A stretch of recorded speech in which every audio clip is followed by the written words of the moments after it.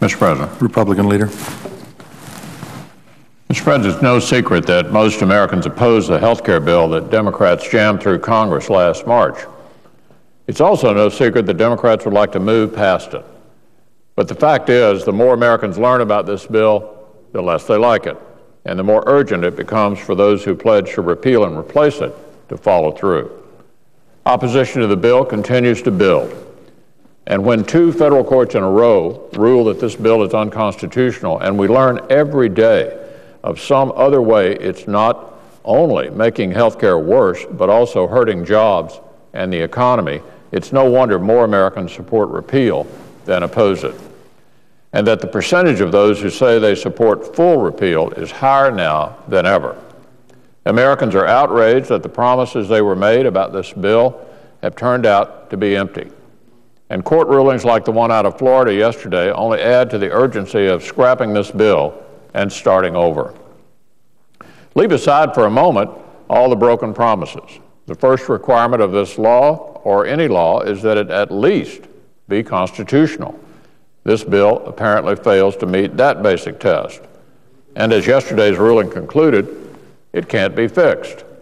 This entire bill hinges on its core requirement that every citizen purchase health insurance. If that's unconstitutional, and two courts in a row now say that it is, then the whole thing needs to be scrapped. But of course, we knew that already, based on all the other chaos this bill has wrought. Let's review. The President said as recently as last week that this law would slow rising health care costs, that it would bend the cost curve down. Yet just 2 days later, his own actuary at the Centers for Medicare and Medicaid Services said that the federal health spending bill would rise by hundreds of billions of dollars over the next 10 years as a result of this bill. The President said again and again that Americans would be able to keep the plans they had. Yet since this bill's passage, business after business has announced that it would rather pay a fine to the government than cover the health insurance costs of employees that would grow under the new mandates and regulations. And millions of seniors are now expected to lose access to Medicare Advantage plans they know and they like. As recently as last week, the President said this law will lower premiums. Yet since its passage, we continually hear the opposite. Insurers all across the country are raising premiums to cover the cost of all the new mandates they'll have to comply with. One insurer in California recently stunned policyholders by announcing it would be increasing rates by as much as 59% for tens of thousands of customers starting next month. Hikes are also expected in Iowa, Vermont, and Connecticut. In Washington State, one father of five was recently told his $535 monthly premium could nearly triple next year. He said that when he heard the news, he just sat back and said, "You got to be kidding me." It's a good way to sum up how many Americans have felt about this bill all along. And that's to say nothing of the effect this bill has had on the economy and jobs. Despite the empty promises we've heard from politicians about this bill being a job creator, we continue to hear just the opposite from businesses themselves. Job creators are telling us that all of the bill's new mandates and fees are stifling businesses and make it even harder for them to start hiring again.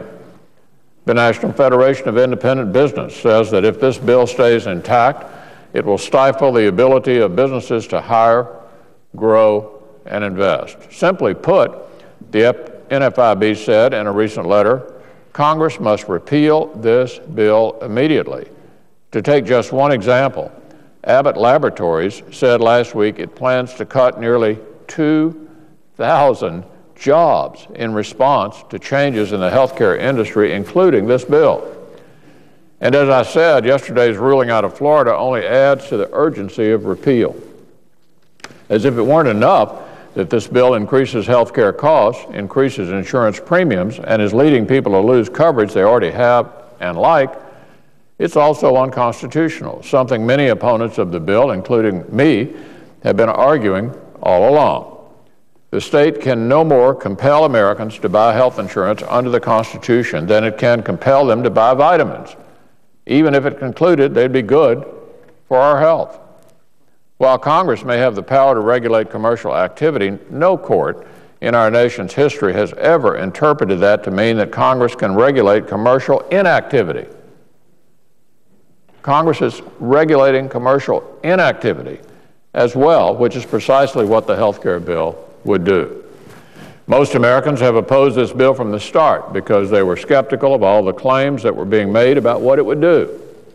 The process that was used to jam it through made it even less popular. But the reality has been even worse than people feared. It violates the Constitution, which is reason enough to repeal it. It's driving up premiums, increasing costs, and driving people off the plans they have. And Americans are just as outraged by the special waivers the administration is giving out to select groups as it was by the special deals. I mean, the select waivers are reminiscent of the special deals that were made, Mr. President, to get this bill passed in the first place. In other words, the implementation of the bill is no better than the process used to pass it. At this point, it would be a dereliction of duty if Republicans didn't fight for repeal. We made a promise to our constituents that we would vote to repeal this bill on their behalf, and that's just what we intend to do. The importance of a repeal vote becomes more evident every day. Americans view it as an important decision point, a marker that shows we're serious about a return to limited government. On that point, it should be clear where Republicans stand. Every one of us voted against the bill. Every one of us voted for repeal after that. And this week, every Republican reaffirmed his or her commitment to do so again. Democrats made a lot of promises about this bill. Virtually every one has proved to be empty. Republicans have made one promise, that we would work to repeal it and replace it with common sense reforms that lower costs, protect job creation, and that people actually want. It's a promise we will keep. And Mr. President, on one other issue,